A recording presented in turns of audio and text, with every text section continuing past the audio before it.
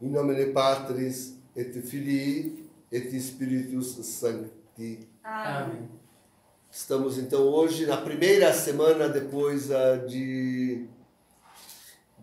Epifania, terça-feira. Então, na terça-feira da primeira semana depois da Epifania, celebrando o Santo Hilário. E antigo, hein? Isso é antigo. E vejam que chegou a ter que sair da sua diocese, né? para defender a verdade. Foi exilado. E voltou depois, e era um grande bispo, um grande homem. Ontem saiu uma notícia que estão todos os católicos, e eu falo especialmente, sim, dos católicos que, como nós, estão com a consciência daquilo que está acontecendo no mundo e na igreja. Mas saiu a notícia de uma nova publicação, que amanhã que vai vir de fato à luz, de um livro escrito em conjunto entre os dois, Bento XVI e o cardeal Sara. Os dois escreveram em conjunto um livro. Parece que os aportes de Bento XVI até são pequeno, né? São tipo de uma colaboração, mas enfim, ele fez uma parte do livro foi feito por ele. E os dois vêm ao ponto do celibato sacerdotal, né? Motivados ou apavorados por aquilo que se discutiu no Sínodo Pan-Amazônico. Escreve aí este livro. É bem respeitado, 170 e tantas páginas, né? Enfim, pondo-se aí a defender o celibato sacerdotal e mostrando das suas raízes históricas, né? Chegando Sara a querer ver uma incompatibilidade ontológica entre sacerdócio e matrimônio, embora todos tenham que reconhecer que na igreja, inclusive a latina, sobretudo em todo caso na oriental, o sacerdócio em homens casados não é uma raridade, né? E inclusive tendo que confessar que em seu próprio pontificado, Bento XVI, ao acolher as igrejas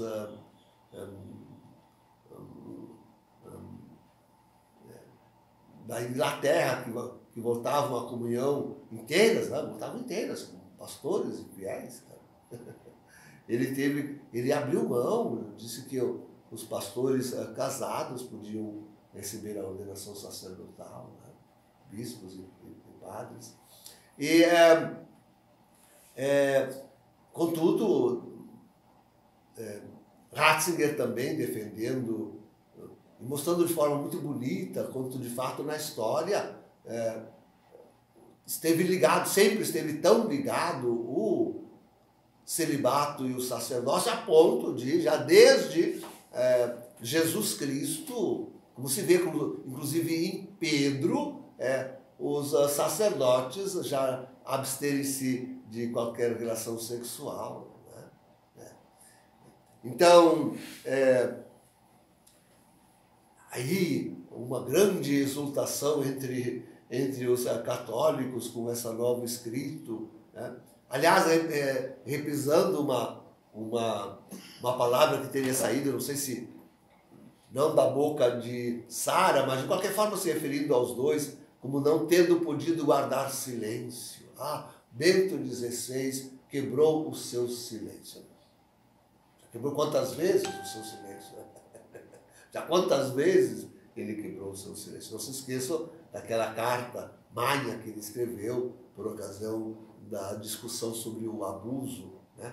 O abuso infantil na igreja, enfim, né? Então, sim, já quebrou muitas vezes o seu silêncio. Mas a grande exultação, agora estão se cumprindo as profecias. Eu recebo com profunda tristeza, né? Profunda tristeza. Em primeiro lugar, porque, embora um ponto tão importante, né, como o celibato sacerdotal, um ponto muito importante, não é o conjunto total da doutrina, da disciplina e da fé da igreja, não é. E é um conjunto total, vejam, queridos, diga-se, e é o conjunto total da fé, da doutrina, do dogma da Igreja Católica que tem sido desmanchado e desfeito por este antipapa e a sua contra-igreja. Né? Sim,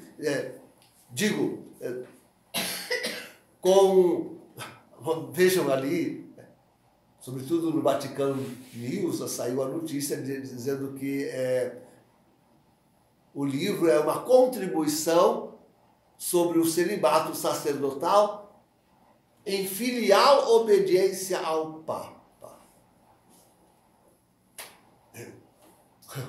Uma contribuição ao celibato sacerdotal em filial obediência ao Papa. Referindo-se ao Papa como sendo, claro, Francisco. Recebo com profunda tristeza mais esta pequena contribuição de Bento XVI, que na verdade acarretam grandíssimas consequências. Consequência 1, ele se coloca de novo como renunciante. Afirma de novo a validade da sua renúncia. Se até então a renúncia não tinha sido válida, torna-se novamente válida, porque ele reconhece o outro. Consequência 2, ele afirma que Francisco é Papa. Afirma que Francisco a eleição de Francisco foi válida. E ele é Papa. É o que está a dizer. É o que está a dizer. Consequência 3. Tanto Bento XVI quanto Sara se colocam fora da igreja. Eles estão excomungados. Late sentenze.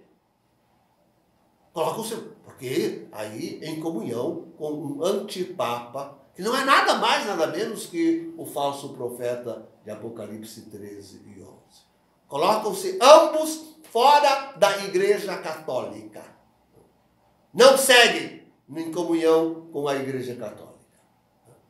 Que coisa mais triste. De novo, outra vez, Bento XVI vem repisar esses mesmos fatos, tomar essa mesma atitude, de confirmar o valor, a validade da sua renúncia, de desconhecer a usurpação do trono por Francisco e colocar-se, consequentemente, com toda esta contra-igreja, fora da comunhão da Igreja Católica. Excomungados! Excomungados! Muito triste. Tremendo.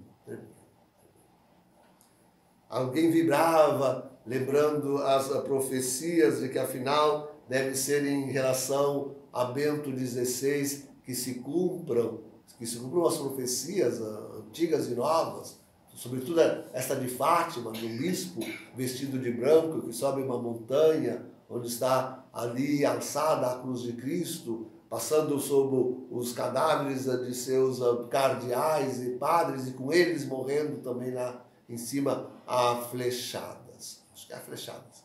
Então, quer dizer, vibram de alegria esperando o cumprimento destas profecias. Também eu vibro. Mas a minha alegria só seria verdadeiramente real e completa se com este ato, e para isto explicitamente antes, Bento XVI se arrependesse de ter saído da igreja, denunciasse Francisco como antipapa e o falso profeta, para dizer que estamos no fim dos tempos. É preciso dizer que ele é o falso profeta. E, enfim, pedindo perdão, reconhecesse que a igreja foi desmantelada, foi destruída por este ímpio e seus asseclas, cardeais, bispos, padres, fiéis, entre os quais ele se alinhou até a data, ao menos, da escritura e publicação deste pobre e miserável livro que ele escreve com Sara. Ponto. Ponto.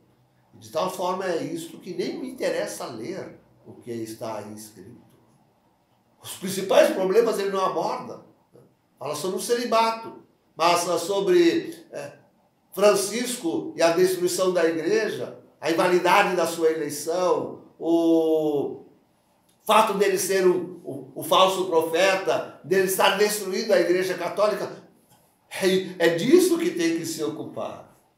Não é do celibato sacerdotal. Não é do celibato sacerdotal. Por belo, por importante que seja. Não é sobre isso que tem que se ocupar. Para salvar a igreja, tem que se ocupar daquilo que nós nos temos ocupado. E se colocar em comunhão conosco, porque nós somos a Santa Igreja Católica. Continuamos, preservamos em comunhão, perseveramos em comunhão com ela, diferentemente destes todos, entre os quais se alinha Francisco, Bento XVI, Sara, Burke, e Miller e Companhia Limitada.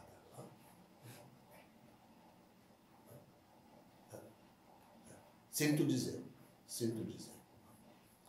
Então, queridos, que se cumpram as profecias.